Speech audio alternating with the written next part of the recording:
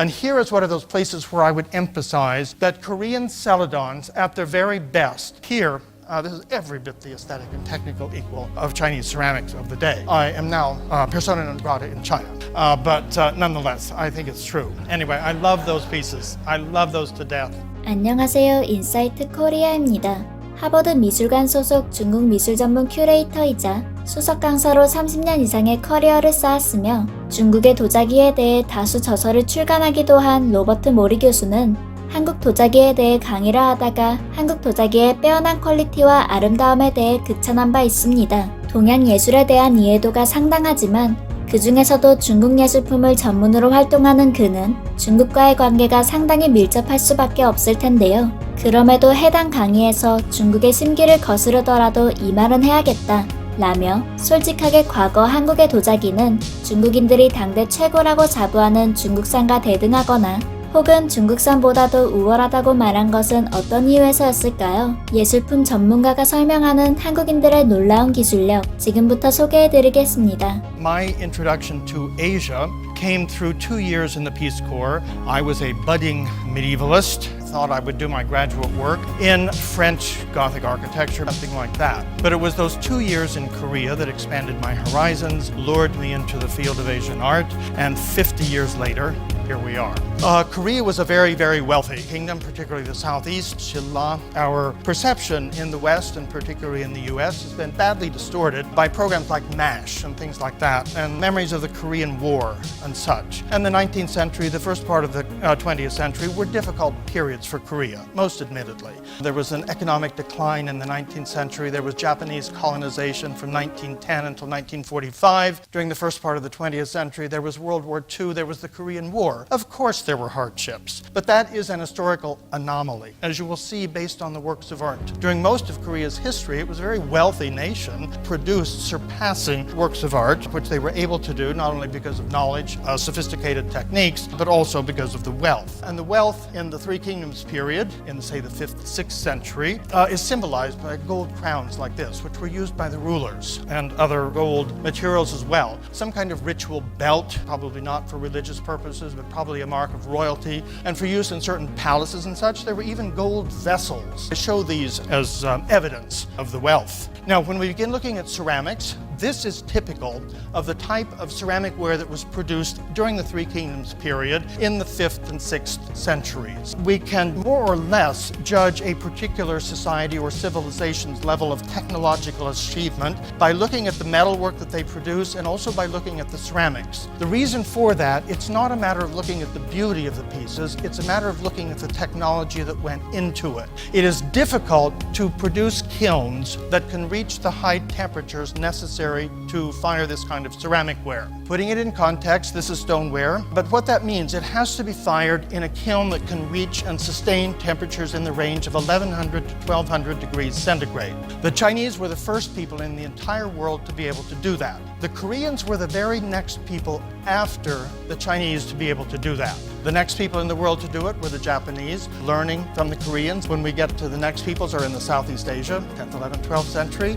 and we poor people in the West, in Europe and in the Americas, don't reach those temperatures until, say, 16th, 17th centuries. So we're something of laggards when it comes to these kinds of things. But it indicates the high degree of technological prowess, and had they not developed the skill to do that, the techniques to produce kilns of that type, they would not have been able to produce celadon wares. Now, some of the characteristics that we see in these early pots in Korea, first of all, there's the technical ability in creating the stoneware. In Korean ceramics, there is an interest in vessels of sculptural form. I don't just mean a little sculpture made in ceramic ware, I mean a vessel that takes on sculptural form. Here, for example, this is a small vessel excavated in 1972 around Gyeongju. So it's sort of an egg-shaped vessel that contains the liquid.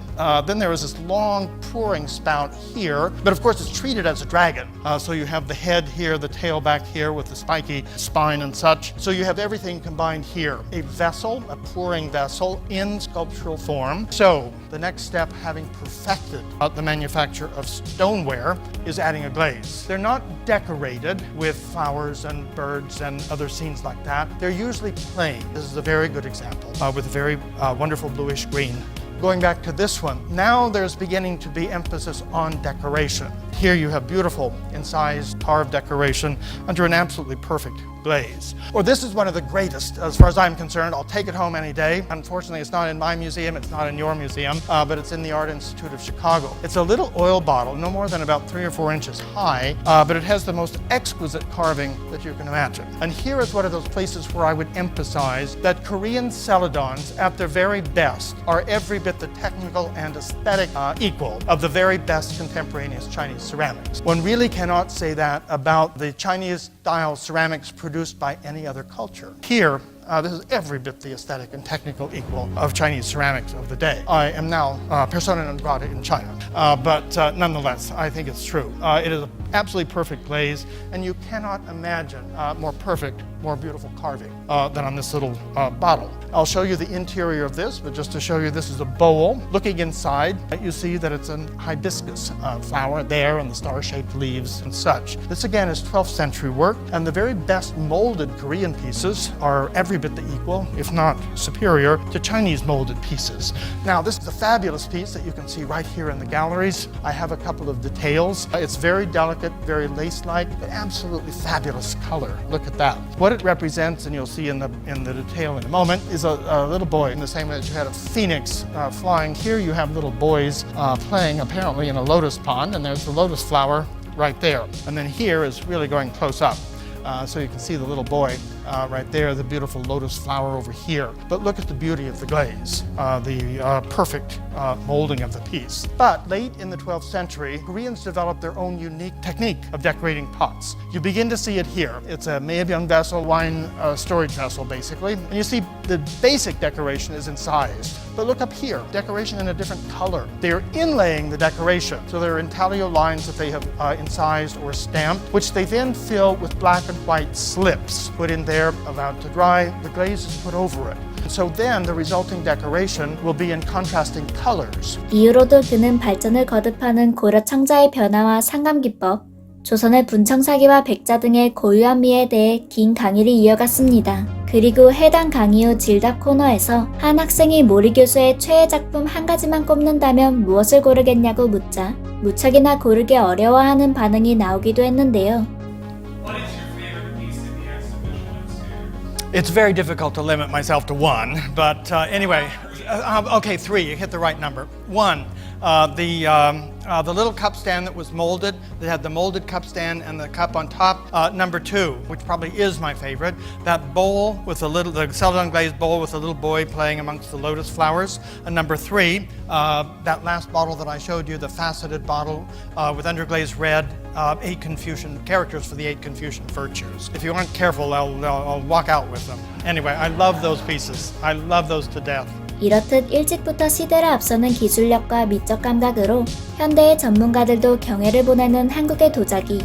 하지만 한편으로는 우리 선조들이 빚어낸 작품들 중 아직도 상당수는 한국이 아닌 해외 박물관에 전시되고 있다는 사실에 가슴이 아프기도 했는데요. 중국의 동북공정이 나날이 심각해지며 이제는 한국의 역사적인 인물들과 고유 문화까지 손을 뻗치고 있는 상황 속에 현대의 한국인으로서 우리의 찬란한 문화유산을 더 이상 잃지 않도록 더욱 노력해 나가야겠습니다. 지금까지 인사이트 코리아였습니다. 감사합니다.